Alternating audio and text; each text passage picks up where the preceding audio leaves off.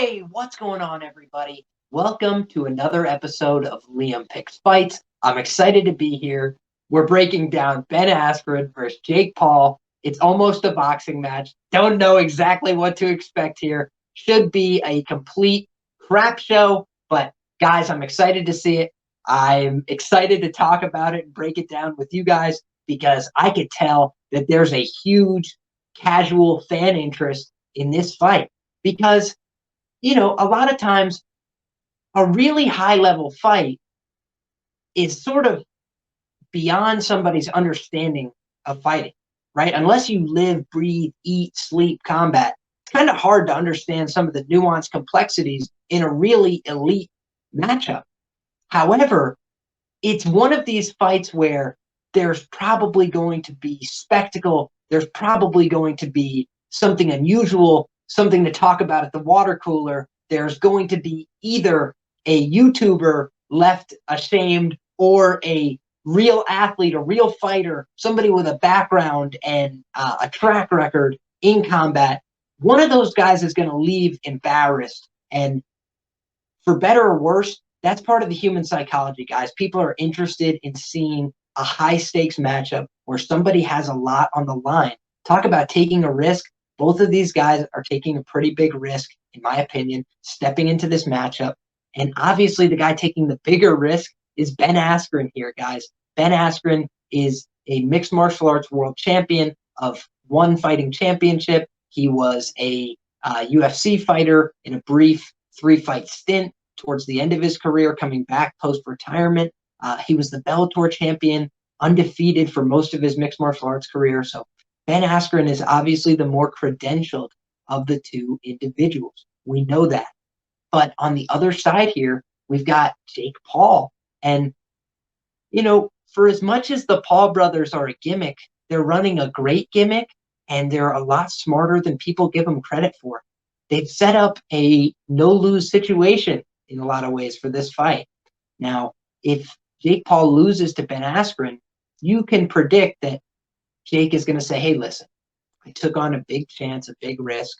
I stepped up and fought a real fighter, an MMA fighter, a trained killer, a world champion, a cage fighter. I fought that guy because I'm not afraid and because I like taking risks and taking chances and because I'm a man. Okay, it's not a bad argument, right? But then on the other side, if he's able to get one over on Ben Askren, you know that Jake Paul is going to say, I am a UFC caliber fighter. I was able to beat a freaking former UFC fighter. I'm the bee's knees. I'm the truth. I'm really boxing. I'm really this and that. I'm a true fighter. I'm the man now. Nobody can touch me. You know that Jake Paul is going to go on one of those crazy tirades. He's going to call out Conor McGregor. He's going to call for some other crazy boxing match, Dylan Dennis, some other guy who's tangentially a cage fighter, not as much a boxer, 50 pounds lighter than him, somebody he thinks he could pick off. And I think that he is letting himself look more foolish than he is, guys. I think that Jake Paul wants you to think that he's an idiot. He wants you to think that he is in over his head. He wants you to think that he's not taking this serious. He wants you to think that he's maybe a little afraid of Ben. And I just don't buy it. I think that Jake Paul is a lot more confident about this matchup than he even lets on. I think that he would never have taken a fight that he felt like he was likely to lose, right? And so I think that Jake Paul coming in here feels he's the bigger guy, he's the stronger guy, he's the younger guy, he's the fresher guy, he's the only guy who spent the last 3 years committed to boxing training.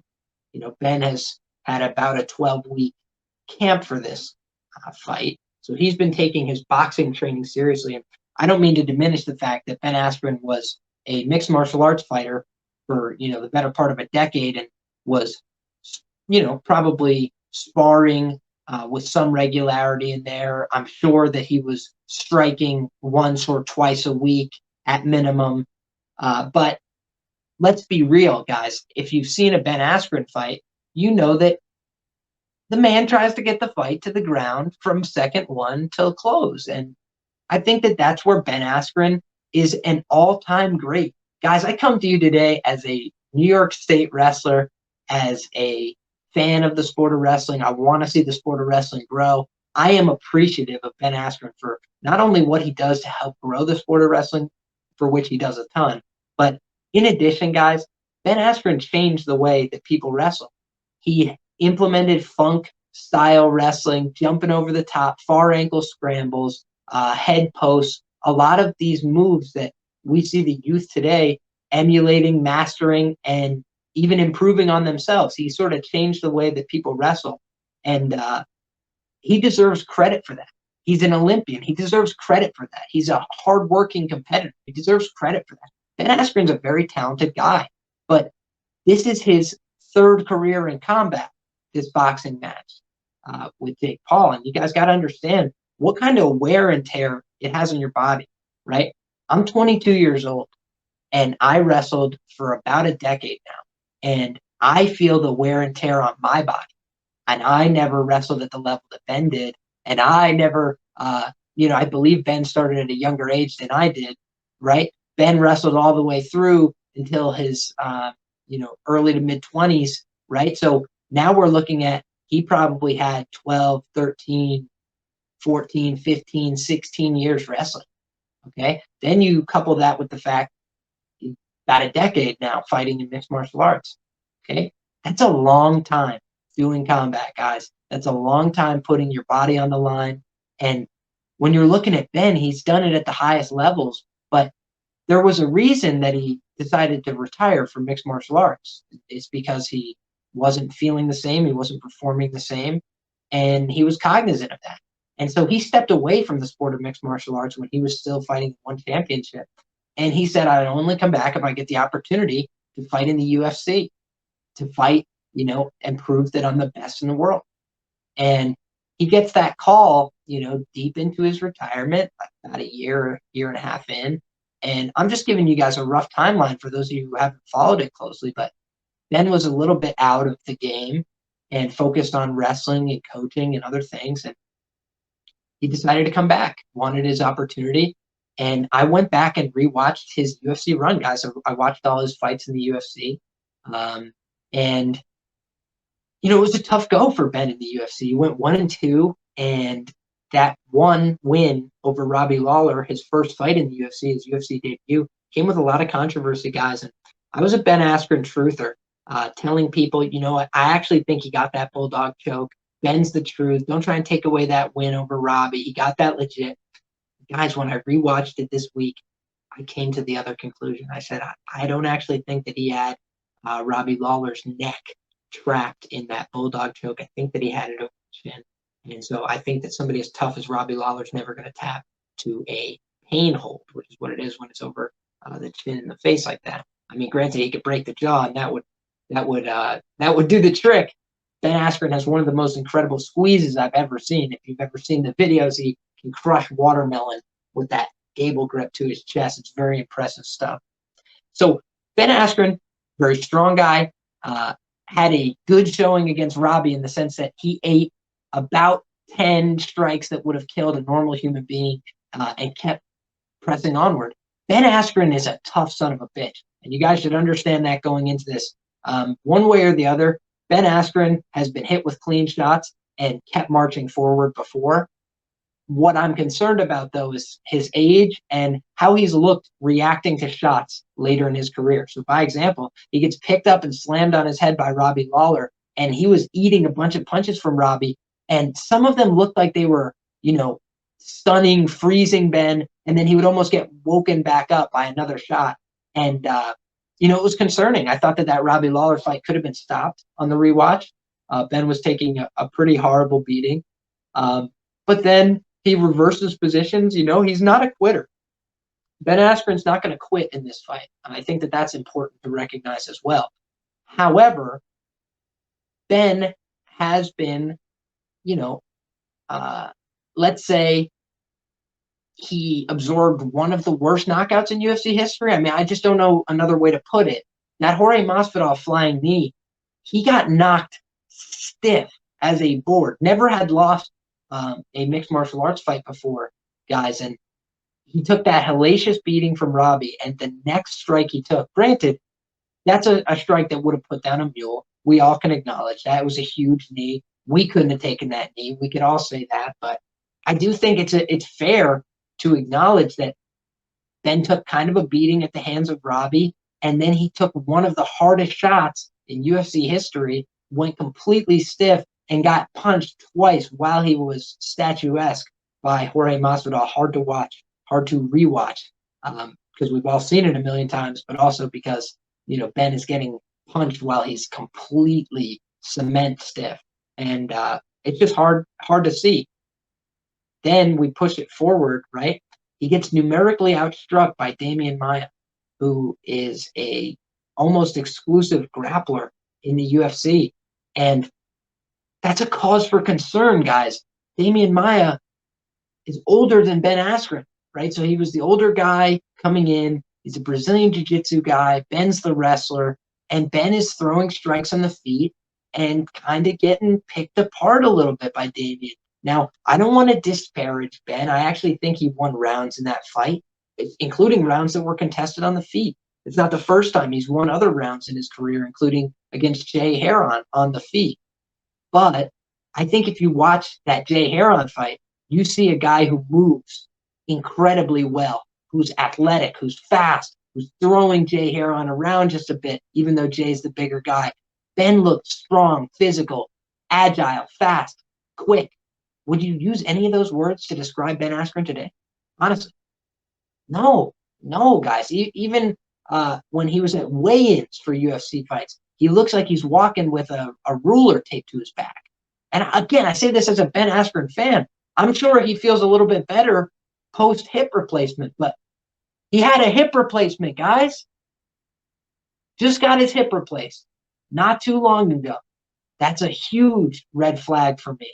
Ben Askren has been out longer, right? So I'm going to run you guys through a little bit of the tail of the tape here and paint a picture for you of why this might not be as simple as we've got a real fighter on one hand and a YouTube fighter on the other hand. Guys, it's not quite that simple. And don't ever buy into a narrative about a fight. Think about it critically, logically. Try and break it down. Try and think about the fight as though it's X versus Y.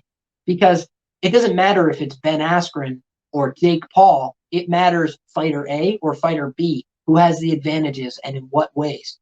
That's what's going to determine who's going to win the fight. And sometimes we let our opinion about a person or about somebody, their attitude, whatever, we let something about them bias us in our analysis. Fool's errand. We want to look at things that we can rely on. Hard data. What does it look like, right? Qualitative analysis.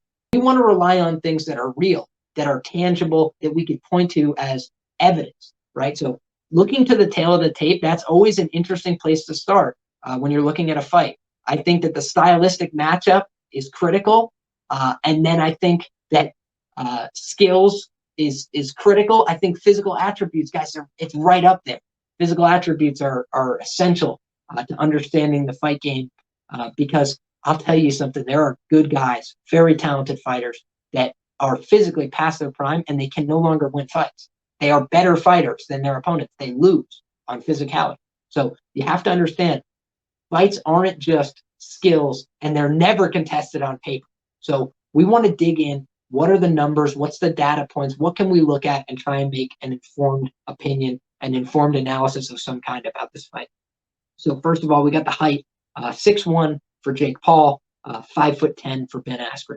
So, we got the taller guy in Jake Paul. We have the heavier gentleman in Jake Paul, traditionally speaking. Granted, Ben got thicker prior to that hip surgery because he was not working out for months. And he acknowledged this. Guys, I listened to a program called Flow Wrestling Radio Live, and it's a wrestling show that Ben Askren does. That's not his normal media tour, right? So normally he's going around, he's doing bigger shows, he's doing shows in the MMA space, but that's not really where Ben's heart is, right? He does those shows to promote his work, to promote a fight that he's having. He loves wrestling. He comes on and talks about wrestling. And I feel like if you want to get the most truthful, honest Ben Askren, you listen to him on his home base where he goes to do his show. And he said a couple things that concerned me on the show recently, he talked about the fact that, this is going to be my only, boxing match in all likelihood. And he's like, and so what if I lose, because the only thing that happens is, my job doesn't change. My family doesn't change. The only thing that changes is I come back, a lot richer.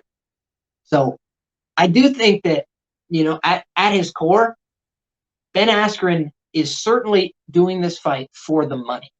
Now, that doesn't mean inherently that he's going to lose either. And it doesn't mean that he's being honest and saying, this is my only time going to do this. But I don't think that Ben Askren is in this for the long haul.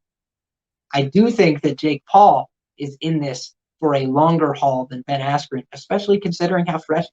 He's the younger guy. He's a lot fresher. And that's just something to keep in the back of your mind, guys.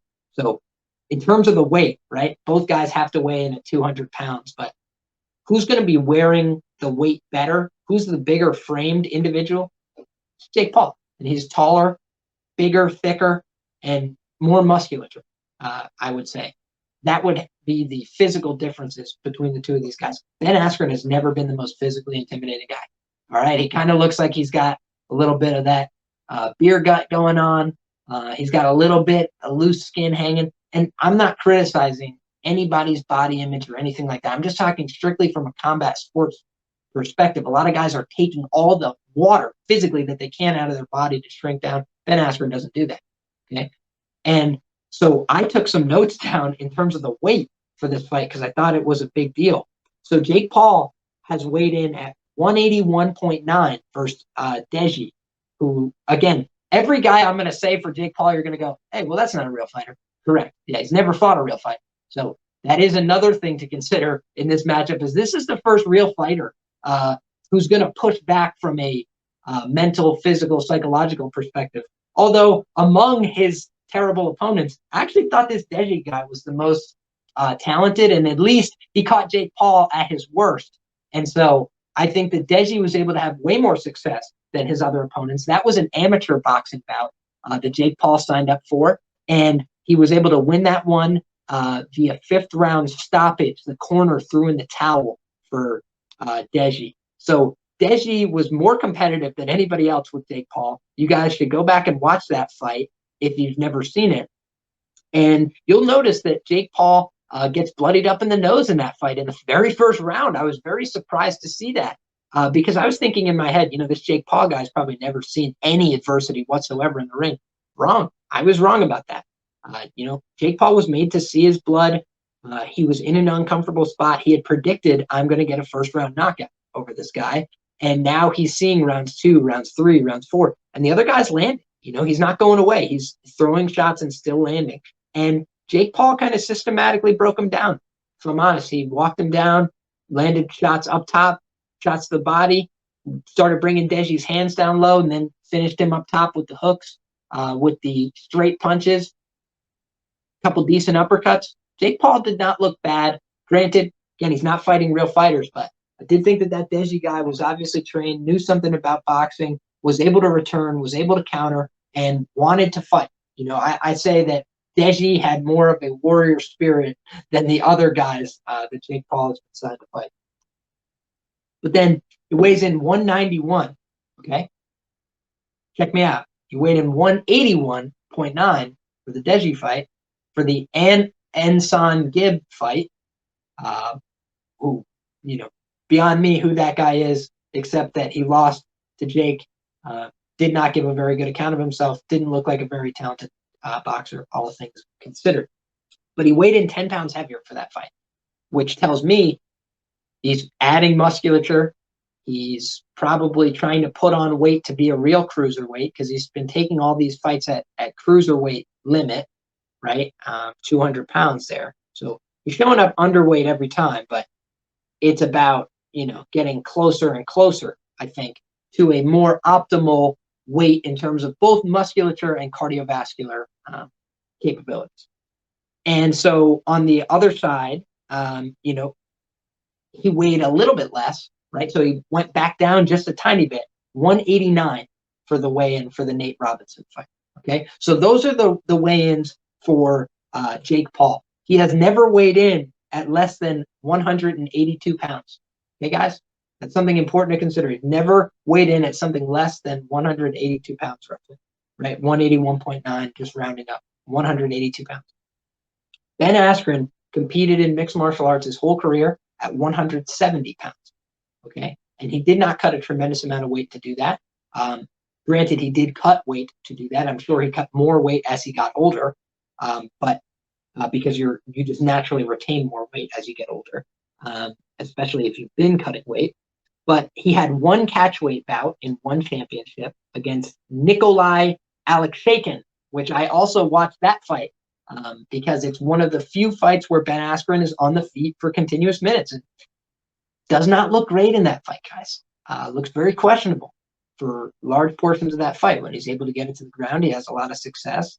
And I think that he was able to gas a very, jacked up meathead looking opponent in Alexeyev. And but I wasn't altogether too impressed by Ben, his striking fundamentals in that fight. He kind of throws arm punches. His footwork's not great. He follows guys around. And that was a cause for concern as well.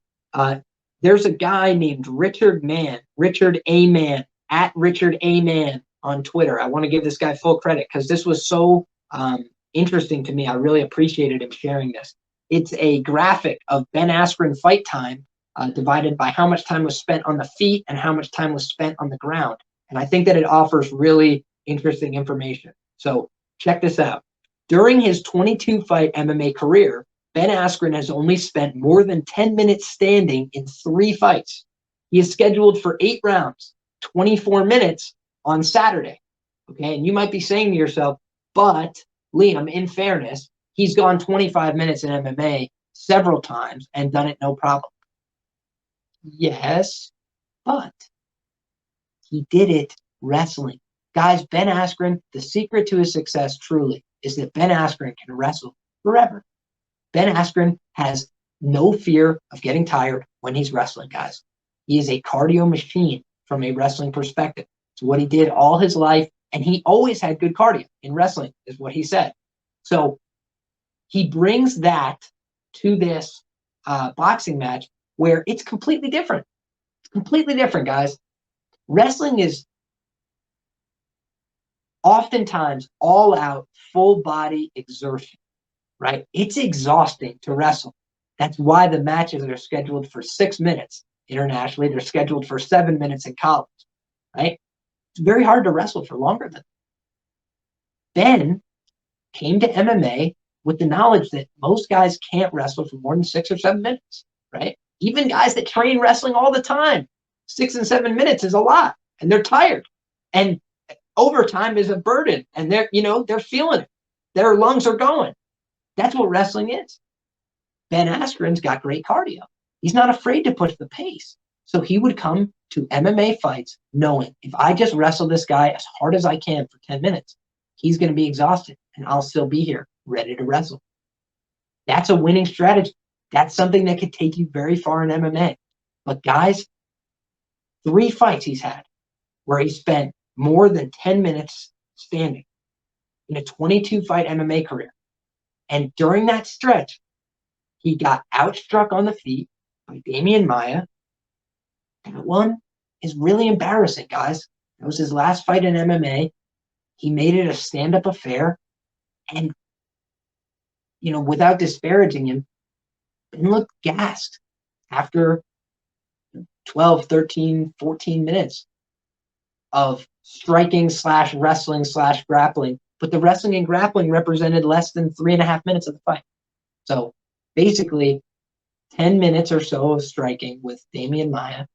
And Ben Askren was pretty tired and was forced to go to his wrestling roots early in the round as opposed to late in the round as he had been doing all fight prior because he knew that Demian Maia was dangerous. Guys, he was so tired he had to go.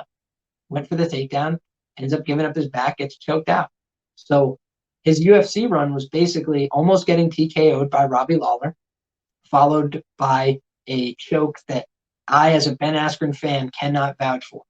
I do not believe, having rewatched the replay several times that Ben Askren had a choke on Robbie Lawler. So he basically went 0 for 3, in my mind, in the UFC because he came back out of retirement. And he did it to try and prove he was the best in the world, wasn't able to do so, and so he retired again. And now he's taking this fight not to prove he's the best in the world. Right? There's no stakes to this fight. The best case scenario, he beats a YouTuber, which doesn't get him any more, acclaim. I guess people would like to see him do it, right? People would be rooting for him, cheering for him if he's able to get it done. But I don't think Ben much cares about that. I think that he cares about the fact that he's getting paid $500 grand. I think the fact that he's getting paid more than he did for all his fights in the UFC to fight a guy who's less scary to him. I don't know that Ben is as concerned with the winning and the losing. Now, I don't think he's going to come out here to lose either. He's a competitor. I think Ben's going to come out here and try his best to compete. But he's going against the younger, fresher guy who all he's done is box for the last 3 years, essentially. And what has Ben been doing for the last 3 years? That's simple. He's been wrestling. He's been fighting in MMA, or he's been retired. If I was to offer you, without naming names, fighter A and fighter B, right? Fighter A, 6'1", 76-inch reach. His last fight was 140 days ago. He's 24 years old. Then I told you I have fighter B. He's 5'10". He's got a 72-inch reach. That's a 4-inch disadvantage. His last fight was 540 days ago. He's 36 years old. See how that starts to complicate the situation? So it might seem obvious. Ben Askren's a real fighter, and Jake Paul's a YouTube fighter. So Ben Askren's obviously going to win. And it's just not that simple, guys. Because while that may be one factor of the fight to consider, those other factors, the physical, the mental, who cares more about the outcome of this fight? Jake Paul has more riding on this, guys, in a lot of ways. Granted, he has the easier escape clause that I already told you about, which is, hey, I lost to a world-class mixed martial artist. I lost to a world champion. Ben doesn't have necessarily the same exit strategy, except to say, guys, I got my hip replaced a couple months ago. I took this fight because I got offered a shit ton of money. It was a big opportunity. I knew I could lose. My life goes on. Can we not see Ben Askren doing that? Guys, he did that in the UFC. He took his licks. He's a tough guy. He's not afraid of what people are going to say about him. Fuck. I lost. That's Ben Askren. I swear. He'll go, that sucked. And then he'll move on. And he'll be rich. But I think that, 90% of people that answered my poll said that they were picking Ben Askren in this fight. And I don't blame them. But I would just caution you guys. Do not rush to the window to bet on Ben Askren because he's a fighter. Ben Askren is one of the worst strikers in UFC history. I'm fairly comfortable saying that. Now, granted, modern UFC history.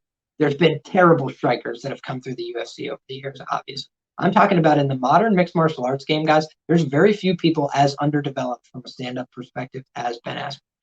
His footwork is not great. Again, I rewatched these fights. I tried to get as best a gauge as I could. I watched the workout tapes. I watched the open workout. Does Ben Askren look marginally better in his foot and hand speed since he started training boxing? Sure. Yeah, I think he's made improvements. I think that, Ben might not get starched quickly, like some people who are backing Jake Paul think. But I also think this, guys. Early in this fight, the bigger, fresher guy with more power is likely to be Jake Paul. And that's just the reality of the situation. Ben, his trainer, Freddie Roach, who trained him a couple weeks for this fight, said that in order for Ben to win, he needs to fight a specific game plan.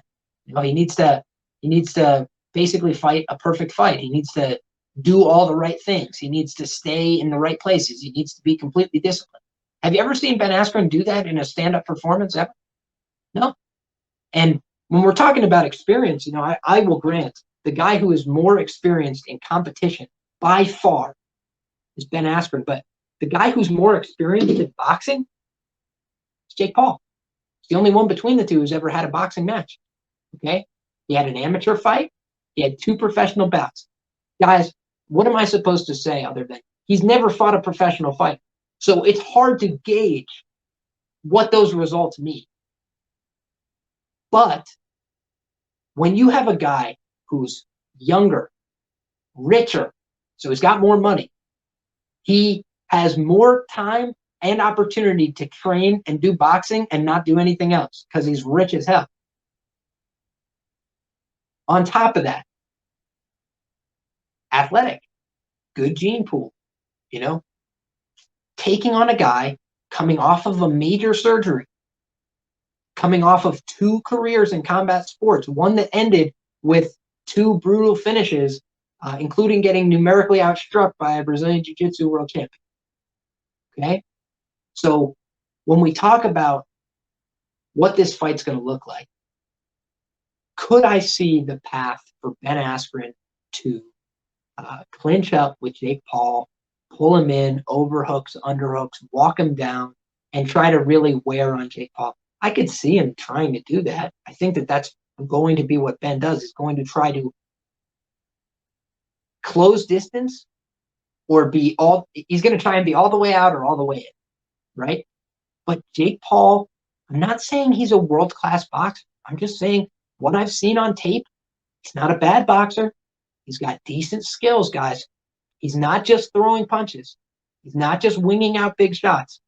He's being trained by Shane Mosley. He's being trained by some guys who are real trainers. And I'm seeing him do things that fighters need to do to win fights, and some things in terms of the level of complexity in striking, some things that Jake Paul does that Ben doesn't do that much.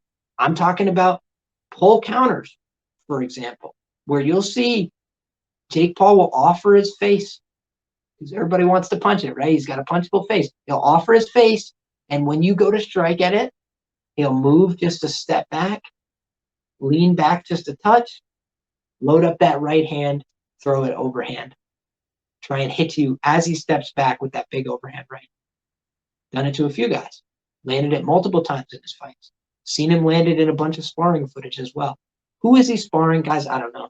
They could be bums too, right? They could not be good fighters. But how good is Ben Askren? How good is Ben Askren at boxing? It's a tough question to answer. We've never seen him box.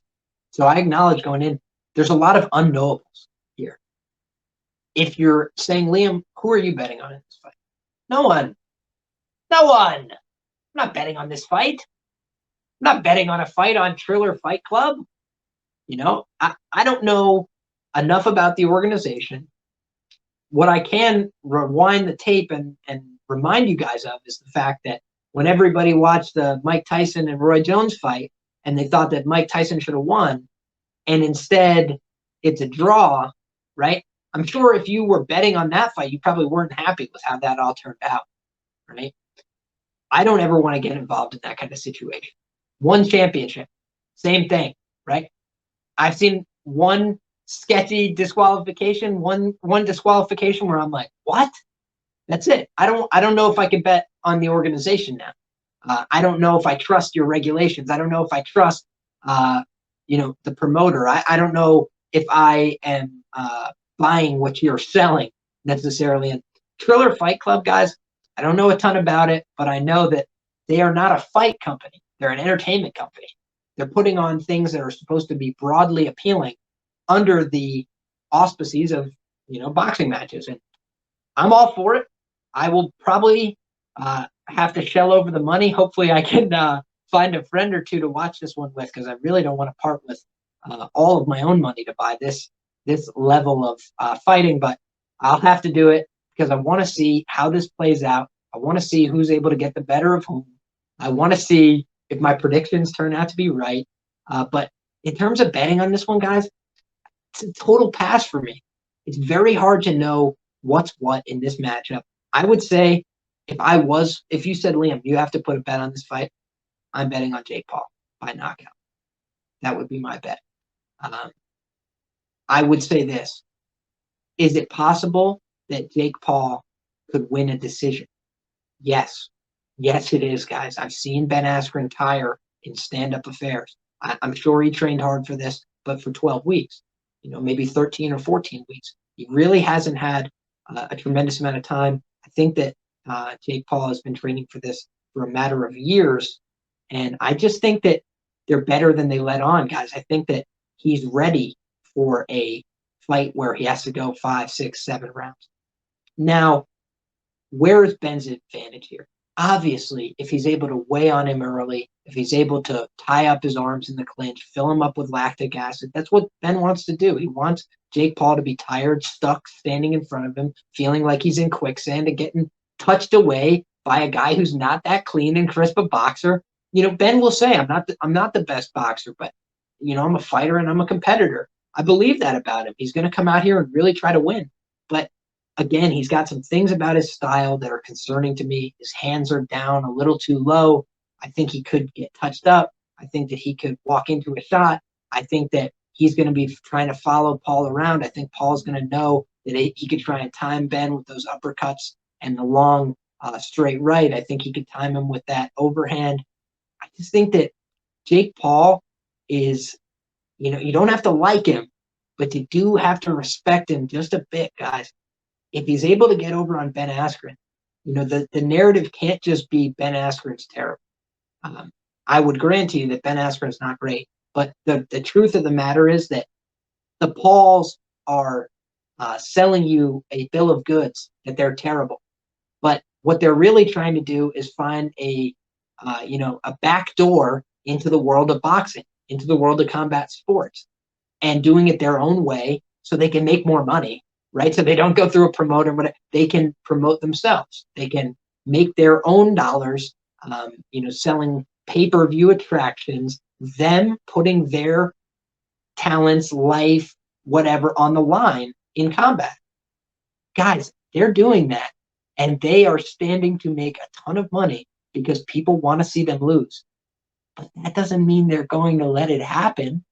The gimmick works for as long as they can keep winning, because they want to win and get you to say, oh, we need somebody better. We need somebody who could beat this guy up.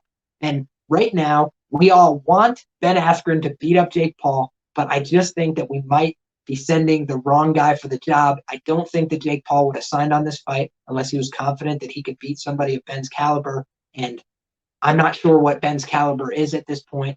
He's 36 years of age. He's closer to 37 than 36. Jake Paul is 24, closer to 24 than 25. He's the way younger guy in this fight, 12, almost 13 years younger. Again, Jake Paul's got all of his wins in boxing, granted over nobody, by KO or TKO.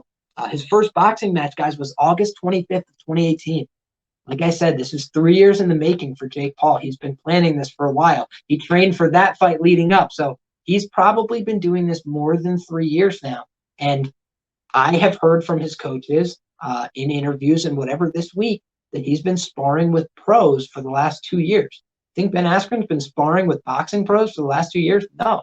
If anything, he was doing MMA striking, right? Calf kicks, spinning back fists. That's what Ben Askren does, right? I don't mean the calf kick part. I mean, Ben Askren throws, weird punches and then spinning back fists and knees in the clinch. That's what Ben Askren likes to do. And so most of his tools from the striking department that he had developed in MMA, they don't work here, and they're not going to qualify. So he's limited to just 2 hands, and that's all that the Pauls have been working. It's just their hands. So I think that Ben is a confident guy, and that's part of the reason why he took this, but I think that he might be in for a rude awakening. I think that Jake Paul is selling himself to be less than he is. I think that he might surprise everybody and finish Ben Askren viciously in the first couple rounds. I also think that the fight's not won for Ben if he's in rounds 4 and 5. I think that Paul will be there for those rounds, still trying to compete. Now, I think that Ben has a chance to bury him down the stretch, but the cash cow, the A side in this fight is definitely Jake Paul. And if you don't think that a promoter in the world of boxing known for corruption would try to pull some whack shit to get Jake Paul to draw the whatever, I'm not accusing anybody of anything because I don't know shit. But what I will say is, personally, I would not put my money near this fight. If I was going to play it, I would say it is in all likelihood a short favorite, as in if you can get Jake Paul less than minus 150, less than a 60% indication, I would probably think about getting involved on the Jake Paul side, if anything. Guys, I would not be betting this fight. I would be watching this one. I would be living for the nonsense and the garbage and the fun. I would be supporting Ben Askren. If he can get this win, it's going to be huge. I'm going to be rooting for Ben. I want him to win this fight. Let me be absolutely clear. I am a wrestler first. I am a grappler second. I am a fight fan freaking at the top of everything. And I'm just saying, guys, Jake Paul is better than he lets on. Ben Askren is more interested in the money than he's let on in some of his interviews. I'm not sure that this is as competitive a desire for him as much as a cash grab opportunity. And I say that with all due respect to the legend Ben Askren, who I think is capable of beating other guys. But again, he's got the bigger, younger, fresher guy in here who's taken far less damage over the course of his life and career. And I just think that that's a bad recipe for Ben. I think he's a little too slow. I think he might get exposed by the younger, fresher guy on Saturday night. So that's my thoughts, guys. I know you might be pissed off at me. You might be fired up. You might have an opinion. If you're taking action on this one, let me know. Drop a comment below. I'm very interested to know how people would attack the board for this. I did the tape. I did all the research, and I knew that I wanted no part of this. I'm just sharing with you guys who are probably all gung-ho for Ben Askren. Be careful. If you want to play that underdog ticket on Ben Askren, I don't blame you, right? I had some interest in Ben Askren at plus 200, okay? Because that was less than a 35% indication. I thought that was maybe a little disrespectful to my man Ben. But I will say this, guys, at plus 130, at plus 150, I would not take that stab on Ben Askren, and I would caution you guys, this is a risky spot. And either way that you put your money down, I think you're going to feel greasy, and you're going to just be hoping that money lands back in your pocket. I don't think you're going to feel very confident night of. If I was to play it, like I said, I'd back Jake Paul with a gun to my head, but I don't want to take action on this fight. Let's go Ben Askren. Let's go American wrestling. Let's go mixed martial arts. I really hope that he comes through for the community, but I'm just saying, guys, I would not put my money on it personally, and I want you guys to be very well aware of the risk you're taking if you back either one of these guys in this fight. Because on the Jake Paul side, we got a guy with no fights against real fighters, and on the Ben Askren side, we got a guy who's never boxed before and who's never really had much of an interest in boxing until 14, 15 weeks prior to this event. So that's the rundown, guys. I hope that you enjoyed this. I will be breaking down the UFC coming up shortly. I will be breaking down, I'm talking about the Whitaker-Gastelum card, by the way. That's coming up tomorrow, April 17th. Just the same as this card for Askren and Paul. I want to thank you all for joining me. If you made it to the end here, guys, please throw a like on this video. Subscribe to the channel. I really appreciate when you do. And I thank you guys for tuning in. I can't wait to bring you another great episode of Liam Picks Fights here in the near future. So thank you again. God bless. Good luck if you decide to bet it, and enjoy the fights.